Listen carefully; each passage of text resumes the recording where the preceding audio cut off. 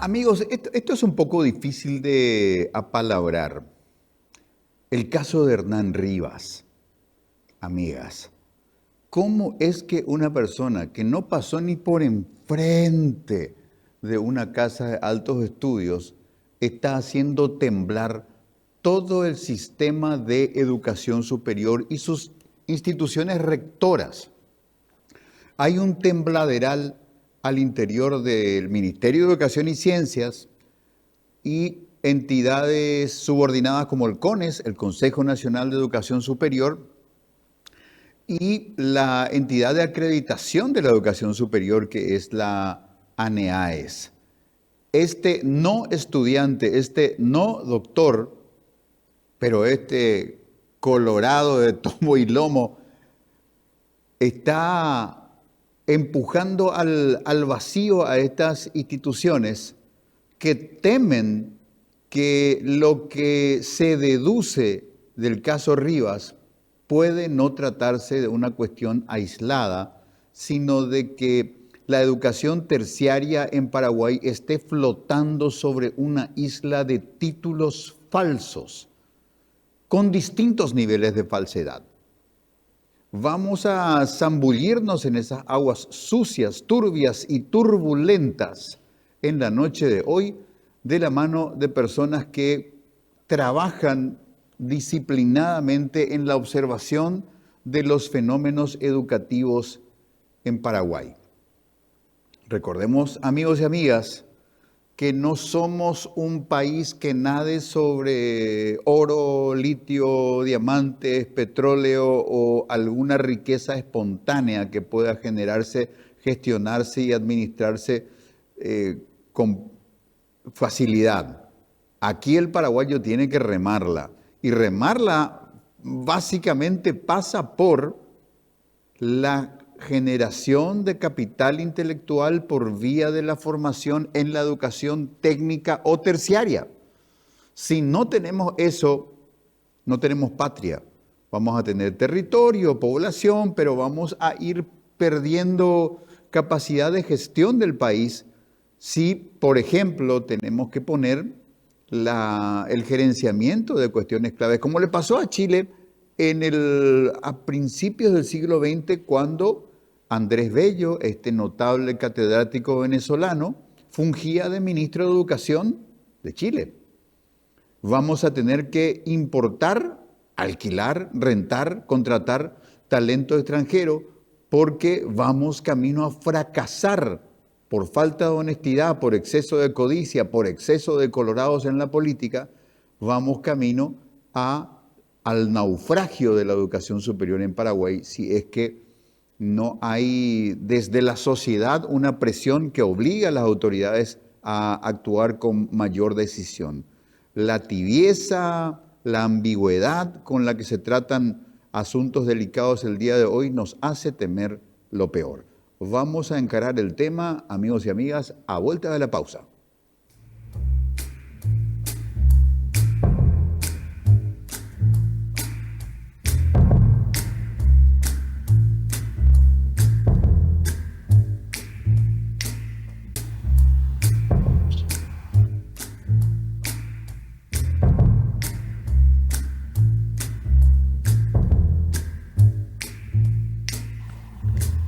Amigos, les prometimos una conversación detallada de los desafíos de la educación superior, conversando con un meritorio profesional de la educación, alguien que se dedica al periodismo, al registro periodístico sistemático de la evolución, involución de los fenómenos educativos en Paraguay desde hace mucho tiempo, el doctor Francisco Jiménez, quien además ejerció en algún momento el cargo de viceministro de la cartera de Educación.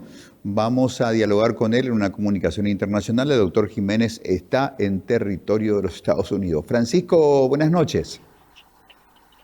Buenas noches para vos, Quique, y para tu distinguida audiencia. Francisco, este problema emblematizado en el curioso caso de Hernán Rivas pone contra las cuerdas a las entidades que administran debajo del árbol orgánico o cerca de el Ministerio de Educación y Ciencias la educación terciaria en Paraguay. Y la falta de resolución de ese tema en particular hace temer que, digamos, esta extrema cautela, esta tibieza muy llamativa de estas instituciones esté arropando lo que muchos sospechamos, ¿verdad? Los periodistas que somos desconfiados profesionales, ¿verdad?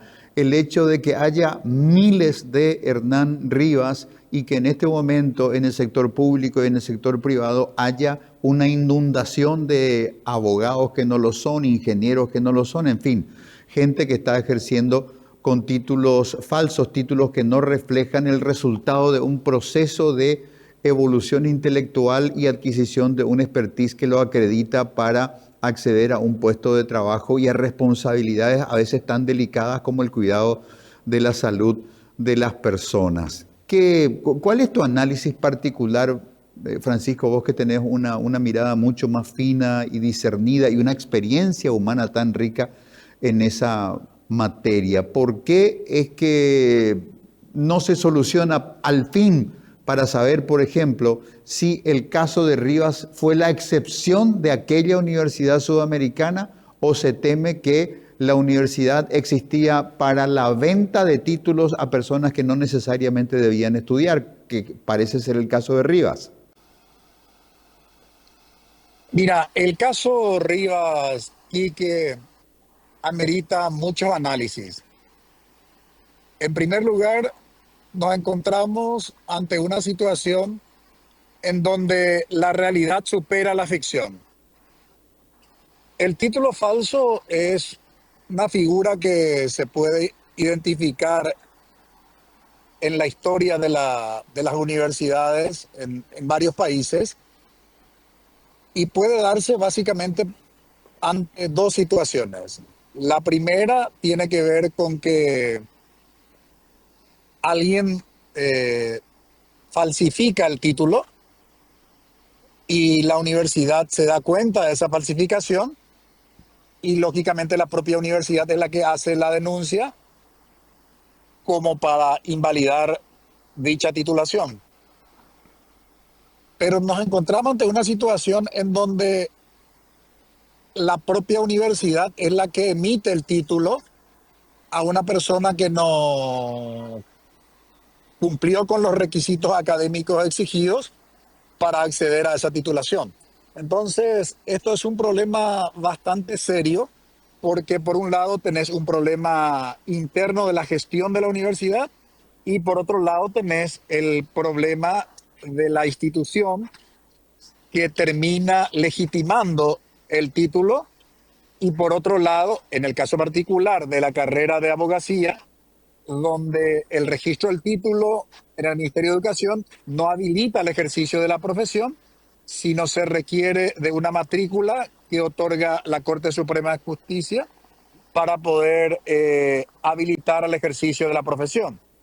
Entonces, en principio tenés tres instituciones involucradas donde se vulneraron, digamos, todos los requisitos y lo que se podría denominar los procesos de control. Entonces, reitero, eso amerita un análisis, digamos, particular. Por otro lado, la situación de las universidades en Paraguay, ante una situación de este tipo, pone en perspectiva la poca seriedad de nuestras academias, de nuestras universidades. Porque ¿cómo es posible que la universidad siga insistiendo en un proceso judicial que el título que ellos expidieron a Hernán Rivas es un título legítimo desde el punto de vista del cumplimiento de los requisitos académicos? Entonces, reitero, esta es una situación muy peculiar donde uno se pregunta hasta qué punto podemos confiar en las academias en Paraguay, es decir, en las universidades. Eh, por otro lado, al hablar de Hernán Rivas, no estamos hablando de cualquier ciudadano paraguayo que porta un título cuya legitimidad está en duda. Si no estamos hablando de una persona que accedió a una titulación y eso le permitió, a su vez, ser designado por sus pares, primero en la Cámara de Diputados, luego en la Cámara de Senadores, para formar parte del Consejo de la Magistratura, una instancia que juzga a los jueces y fiscales.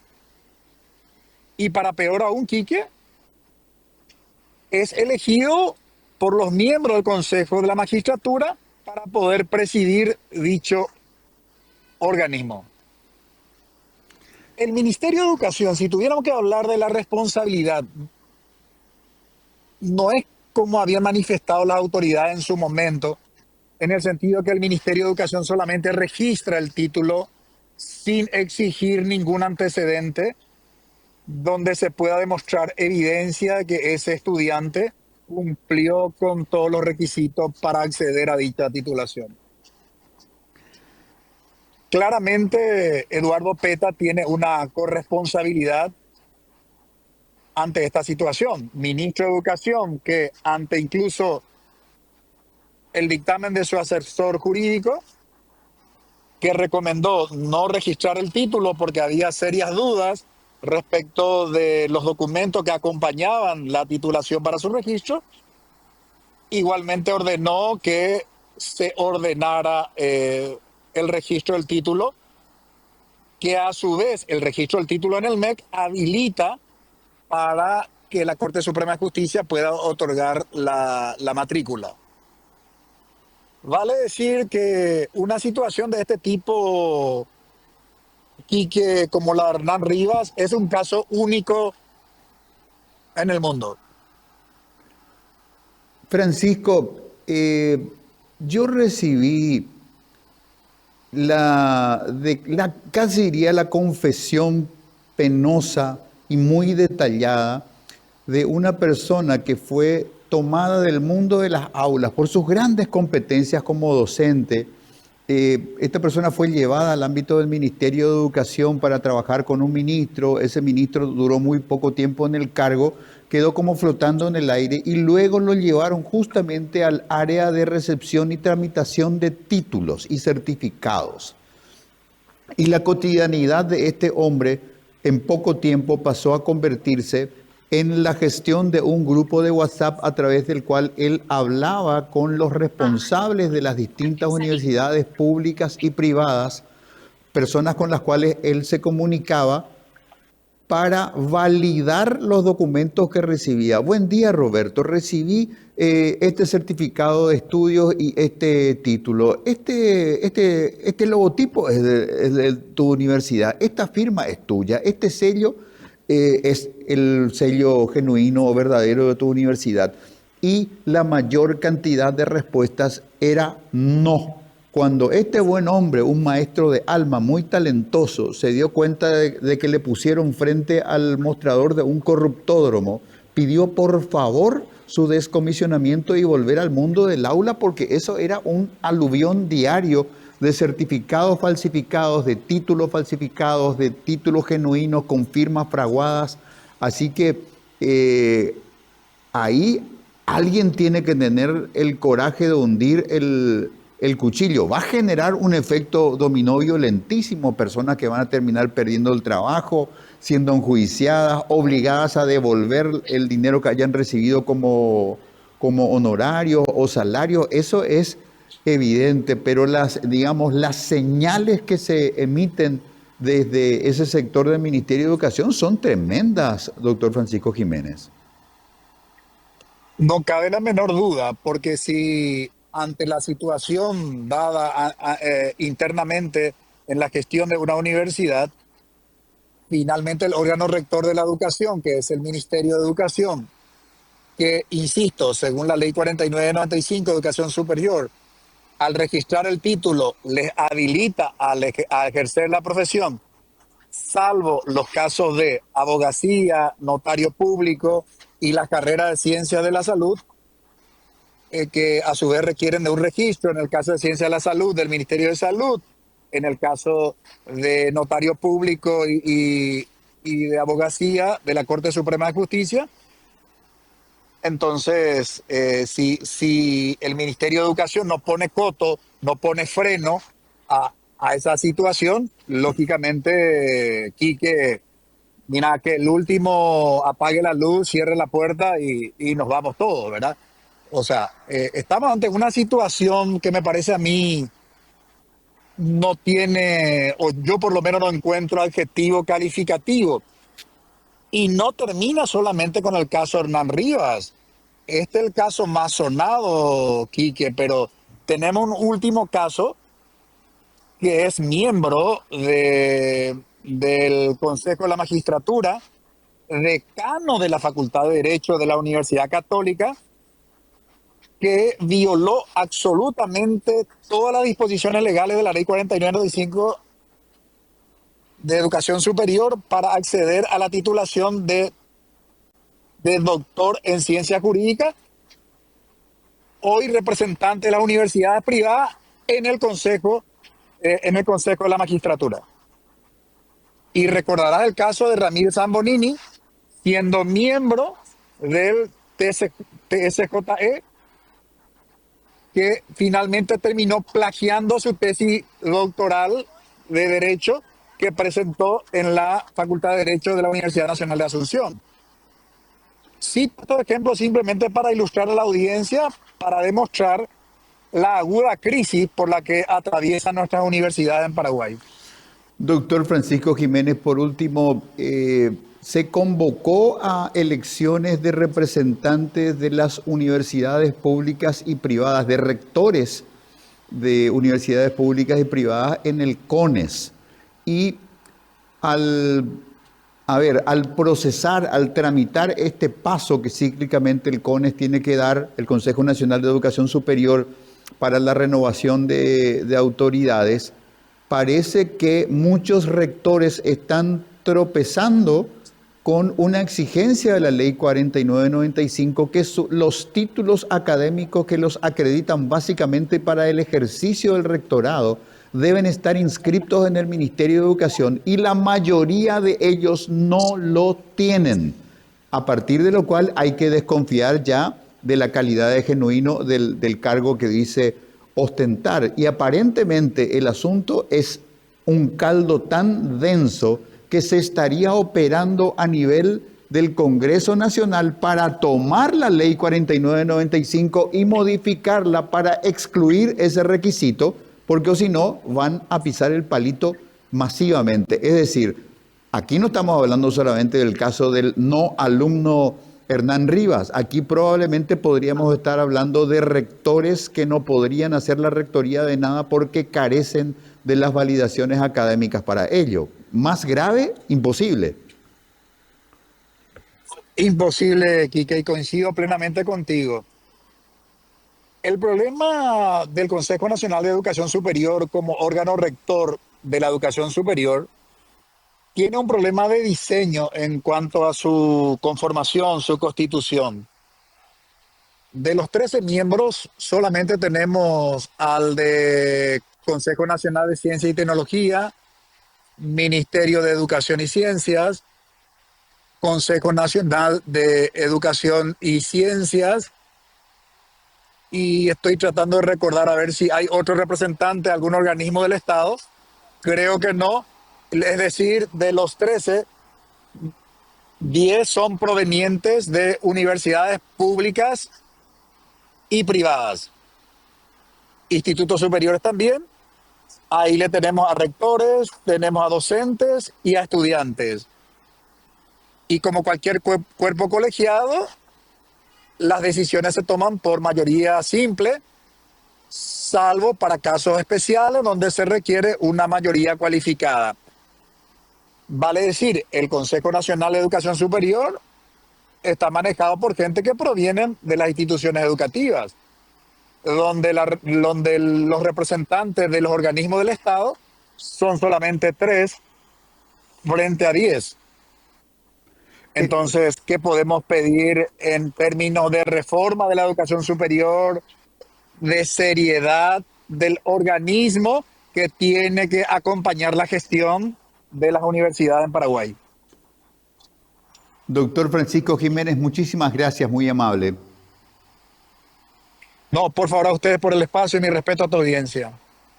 El doctor Francisco Jiménez, que protagoniza los fines de semana un programa en el canal Telefuturo que se llama Visión País, que es una mesa de análisis de mucha calidad y forma parte, digamos, de la docencia que el doctor Jiménez ejerce desde esa platea electrónica en su pasión y compromiso patriótico por referir el ítem más importante que cualquier paraguayo puede discutir o priorizar, que es el de la educación.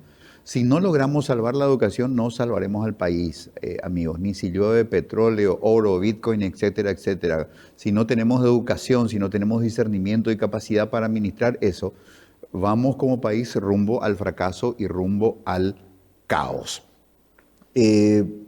Voy a cerrar esto con un pequeño marcador fluo sobre esta cuestión del CONES. Solo 3 miembros representan al Estado, todos los demás pertenecen a sectores que en realidad son regulados. Es decir, ¿cómo pueden los regulados convertirse en reguladores sin que haya conflicto de intereses? Les dejo esta idea y nos vamos a la pausa.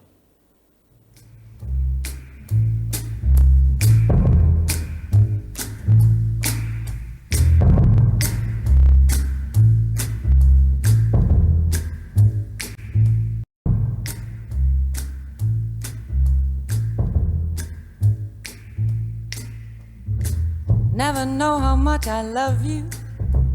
Never know how much I care. Regresamos a este capítulo del tablero, esta vez con la intención de conversar con el urbanista, desarrollador inmobiliario, arquitecto muy destacado, de gran reputación profesional y querido amigo, Víctor González Acosta. Arquitecto, buenas noches. Buenas noches, Quique. Un placer saludarte, un placer estar ahí contigo. Apreciado Víctor, empezó, no sé si prematuramente o no sé si con una cronología más precisa, la conversación que se amplifica a través de los medios de comunicación referida a los ciclos electorales que van a conducir a los recambios municipales, un poco anticipados por las crisis del municipio de Asunción y de Ciudad del Este, pero empezó con la danza de los nombres. No, a mí me gusta más este, no, a mí me gusta más la otra.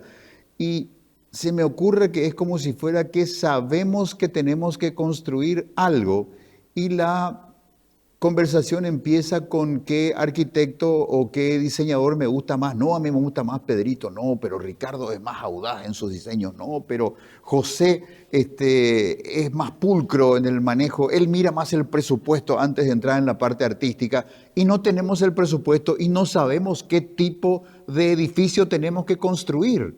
Entonces pareciera que tenemos que ordenar el diálogo ciudadano para luego llegar a la cuestión de qué candidato o candidata le convendría a la ciudadanía en función del proyecto que trae bajo el brazo, porque además no estamos hablando de generar un nuevo edificio municipal, un nuevo constructo de administración municipal en un terreno baldío, sino que la institución ya existe, sus problemas ya existen y aparentemente algunos tienen carácter crónico.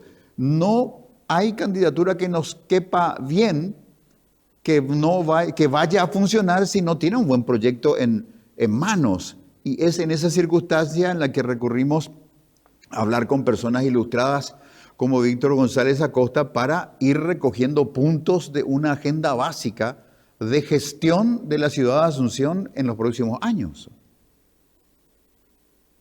Tal cual, Quique, coincido contigo. Yo creo que lo primero es lo primero. Yo creo que hace falta, en la circunstancia en que estamos, que tenemos desafíos urgentes e importantes en nuestra ciudad, construir del diálogo, fomentar la conversación con el ánimo de articular consenso y definir en primera instancia colectivamente cuál es la ciudad que queremos. Con todo este tiempo, que una de las ciudades más antiguas del continente, de América Latina especialmente.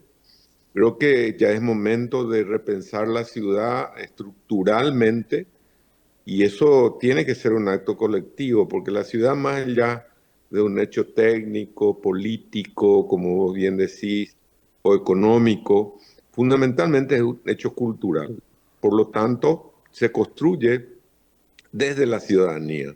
Somos los ciudadanos los que tenemos que convenir, conversar, dialogar y construir una visión compartida de la ciudad que queremos, cómo queremos pararnos como ciudad ante la región, ante el mundo, ¿por qué no?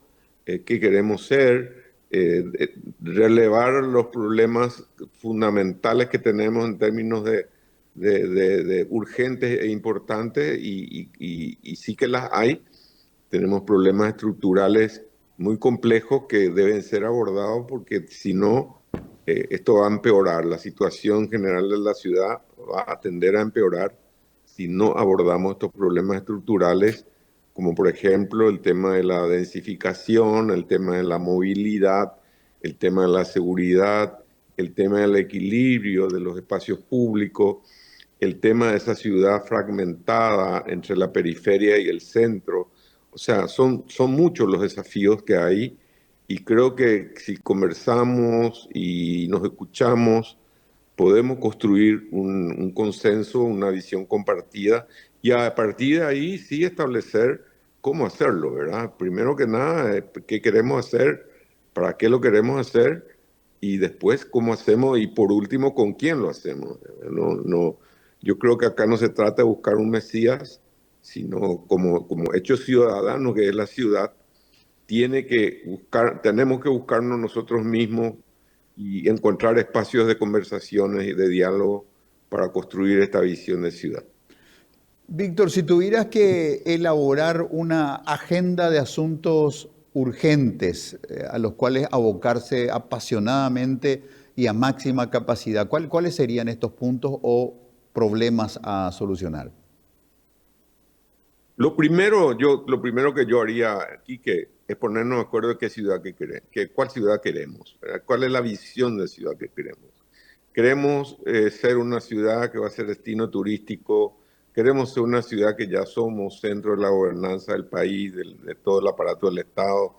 Queremos ser, bueno, como un sencillo hombre en Atirá, tuvo una visión, es decir, construir con la sociedad una idea de convertir a Atirá en la ciudad más limpia.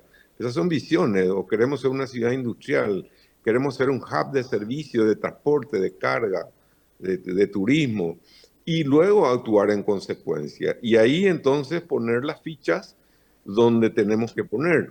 ¿Qué vamos a hacer con el centro histórico? Que es verdaderamente un despropósito, una ciudad como Asunción, contar con un espacio tan noble, tan importante para nuestra memoria como centro histórico, que está completamente descuidado y no hay ningún plan al respecto.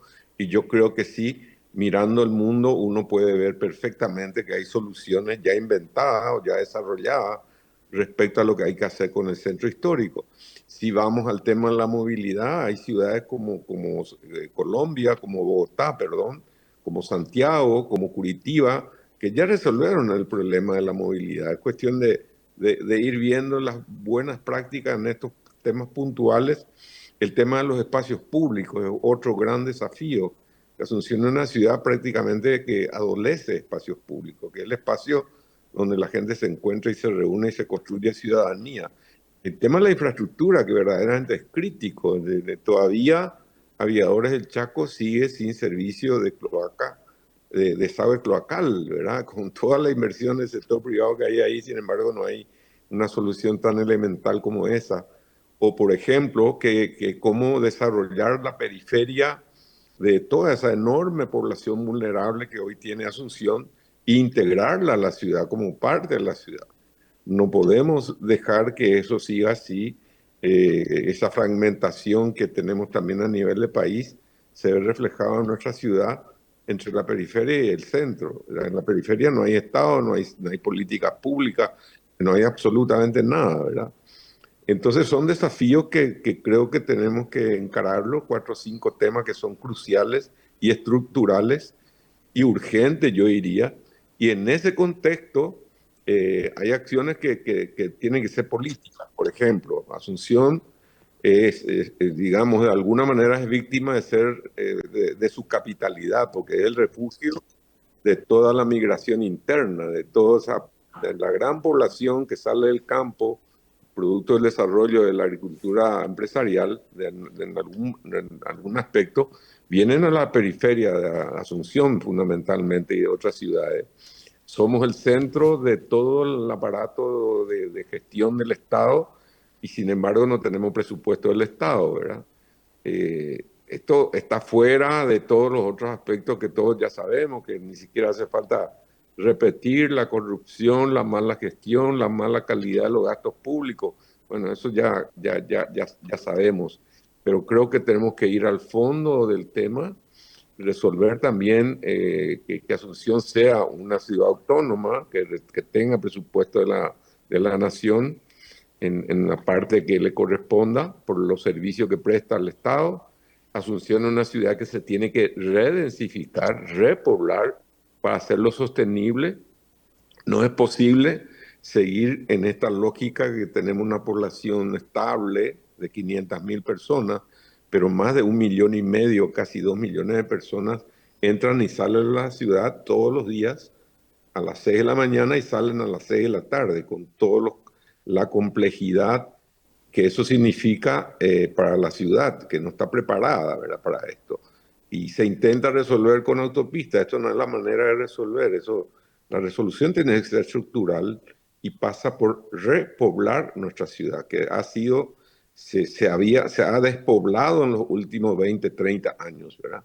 Y tiene que haber políticas públicas que incentive repoblar la ciudad, densificarlo como corresponde desde el punto de vista de la economía urbana de una ciudad compacta, con una población suficiente que sea capaz de pagar y hacer sostenible servicios de calidad, como las que mencioné antes. Así que es repensar la ciudad profundamente para mí, que es lo primero que hay que hacer, como decimos en la jerga, barajar de vuelta, hacer una evaluación profunda, que hay bastante diagnóstico al respecto y hay bastante proyectos también. Lo que falta a veces es voluntad de hacerlo y que haya, digamos, que sea compartida esa visión. Eso para mí es lo más importante. Tenemos que ponernos de acuerdo. Estamos aquí, ¿dónde queremos ir como ciudad a partir de este lugar? Y ese es el desafío para mí, Quique.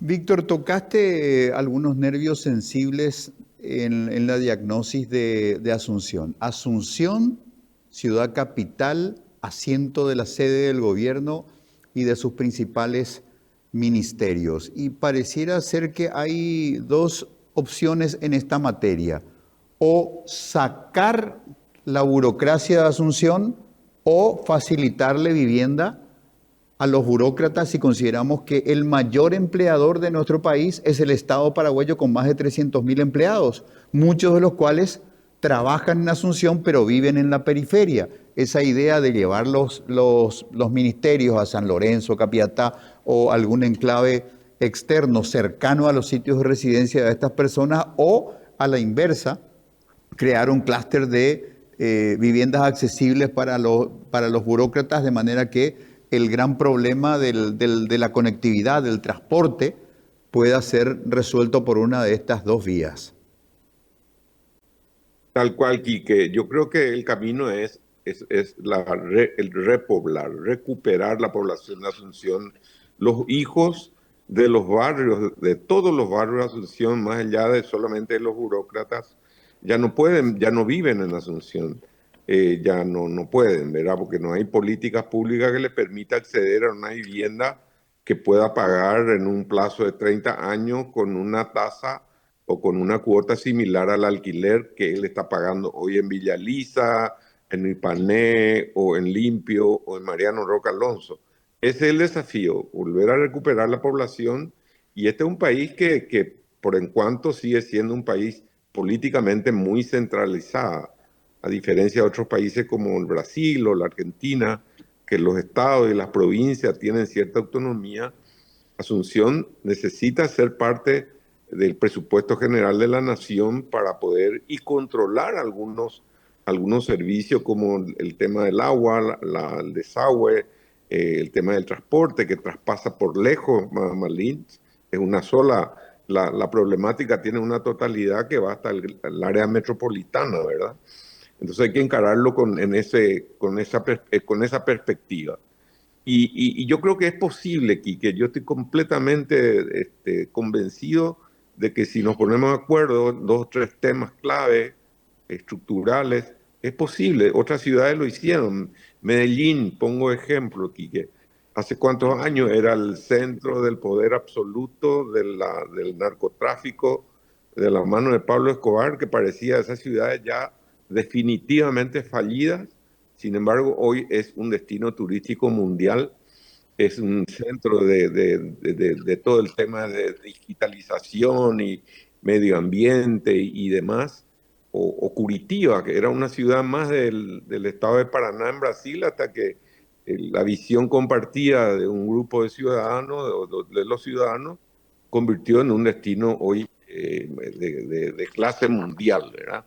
Y así, podemos citar un montón de ejemplos que se puede, pero tiene que haber una visión, tiene que haber planes y tiene que haber una acción de gobernanza responsable, patriótica, que se comprometa verdaderamente con la gestión, y tiene que haber una sociedad presente, ¿verdad? Lo que pasó ayer en Nepal es una buena muestra de que cuando la sociedad asume su rol, puede hacer que las cosas ocurran, ¿verdad? Y lo mismo pasa en cualquier entorno humano, particularmente en una ciudad.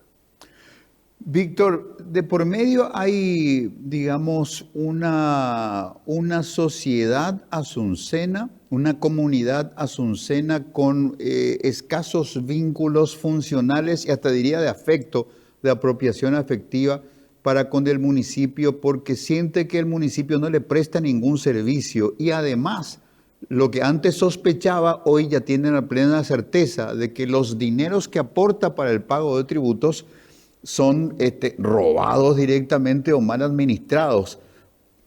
Esta cuestión de la confianza y de la calidad de la administración de los fondos que permiten la implementación de servicios, ¿es una cuestión política o es una cuestión también de rediseño de las pautas administrativas para transparentar la gestión y garantizarle al contribuyente que su dinero será bien utilizado?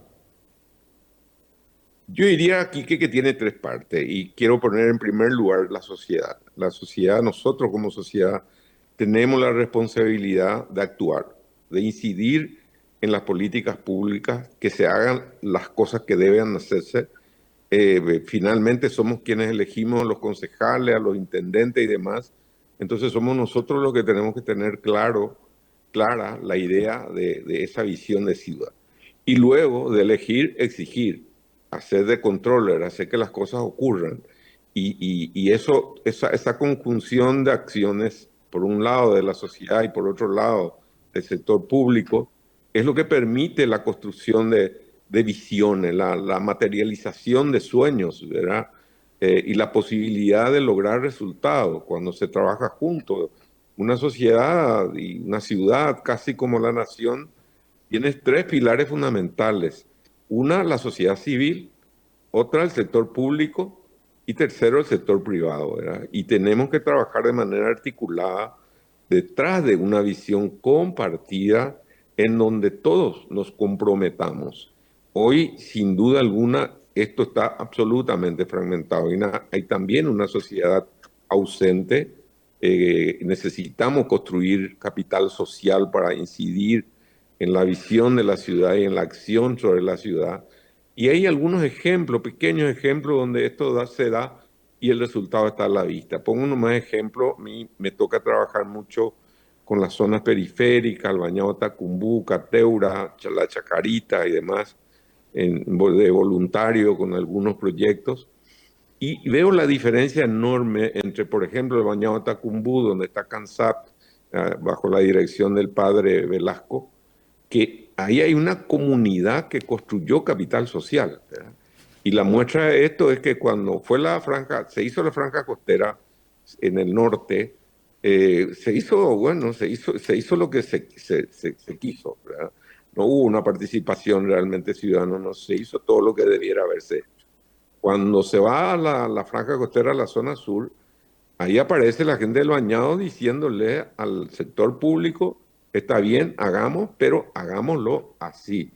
Eso es ciudadanía, eso es capital social, eso es incidir en políticas públicas y eso se construye.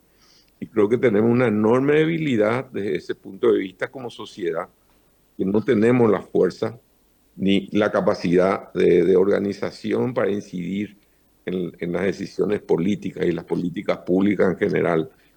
Como repito, al final somos nosotros los que hemos elegido a las autoridades de turno y bueno, y tenemos que repensar también nuestra misión en ese sentido. Con una misión, debería ser mucho más protagónica la misión que tenemos. No digo llegar al caso Nepal, repito, como anoche que quemaron todo lo que había, pero bueno, es necesario golpear la mesa, plantarse, conversar también, construir consenso y esto ya no es posible seguir en estas condiciones. La calle son imposibles, pésimo estado, nada, no tenemos nada. Esta ciudad tan rica en su historia y demás ha perdido mucho en su calidad de infraestructura, en su calidad de vida, etcétera. Así que hay mucha tarea conjunta que hacer, Quique. Arquitecto Víctor González Acosta, muchísimas gracias, muy amable. Un placer, Quique. Un gusto siempre estar contigo. Bueno, amigos, tantos apuntes que se pueden dejar, que pueden quedar como un acervo de ideas de calidad y reflexiones que tenemos que hacer como ciudadanos. La cooptación política de las instituciones, el uso vil del presupuesto de las instituciones para fidelizar masas de electores que siempre respondan al mismo signo político, es lo que está castigando tan fuertemente la cada vez más debilitada democracia recuperada hace 35 años tras la caída de la dictadura. Hoy estamos en manos de un proyecto político neoestronista que justamente fideliza masas destruyendo institucionalidad. Y cuando llegamos a los municipios, no hay confianza ni voluntad de quien vive en ese municipio para nutrir los presupuestos que permitan administrar la ciudad. ¿Quién quiere entregarle dinero a una institución que sabemos que va a malgastar el dinero para replicar su modelo de poder que nos tiene en estas condiciones?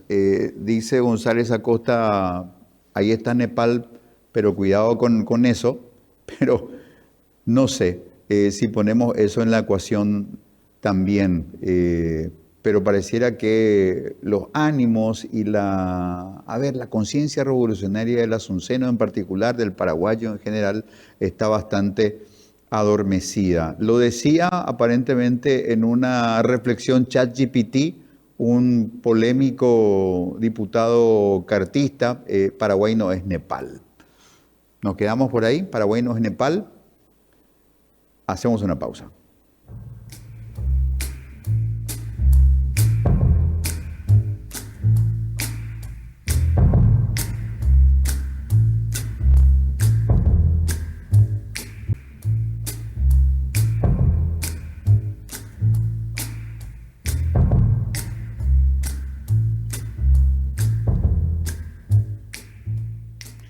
Y sí, amigos y amigas, la nominación de Gustavo Leite como embajador del Paraguay ante el gobierno de los Estados Unidos satisface las expectativas escandalosas que de él esperábamos.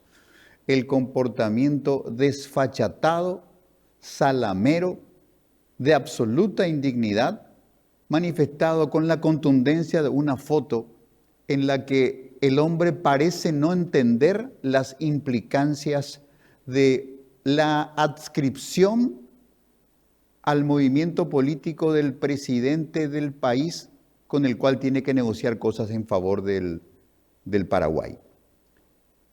Este asunto parece un burorei, diría González Maki, pero sus implicancias son graves, son severas y son humillantes.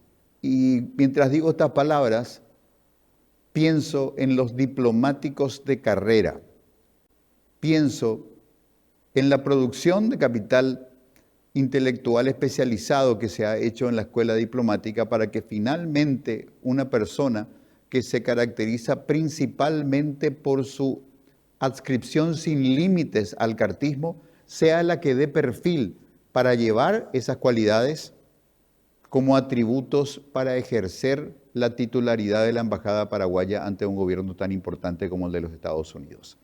El asunto sigue resonando y hubo referencias en la sesión de hoy del Senado. Escuchemos lo que dijo en esta materia el senador Rafael Filisola. Para empezar, nunca vi antes una actitud tan servil y genuflexa como la del senador Gustavo Leite al acreditarse como representante diplomático ante Estados Unidos. Nunca vi que un diplomático paraguayo haga esto. Es más, el senador Leite compartió con otros, creo que 10 embajadores que fueron acreditados ese mismo día. Todos recibieron el regalo ese del gorro que le gustó tanto, porque dijo que estaba todo bordado y dio todos los detalles, y estoy seguro que debe ser así, ¿verdad? En la Casa Blanca no creo que le regalen un gorro de plástico, pero bueno, no le vi a ningún otro embajador que se acreditó ese día posando con el gorro de plástico, con el gorro que le regaló el presidente, que es un eslogan de campaña, que ni siquiera es del Partido Republicano, es de un sector del Partido Republicano, del presidente Trump. Por supuesto no se puede rechazar un regalo, pero de ahí a ponerse el gorro. Él es embajador de la República del Paraguay, va con la bandera paraguaya. O sea, empieza su gestión con una actitud servil y entreguista. Demuestra un absoluto desconocimiento de cuál es su rol como embajador, cómo se va a alinear a la política interna de un sector. Sabemos bien que Estados Unidos tiene una larga tradición bipartidista. Y la mayoría de las decisiones se toman de común acuerdo entre los dos grandes partidos. Esto no es digno de Paraguay, un país que ha defendido su soberanía en las dos guerras más grandes del siglo XIX y del siglo XX que se libraron en América Latina. No es digno de la historia que tenemos con Estados Unidos. Eusebio Ayala ha sido embajador paraguayo en Estados Unidos. Y miren en qué terminamos ahora. Los embajadores pasarán, las vergüenzas permanecerán. Así es, lamentablemente. Buenas noches, muchas gracias.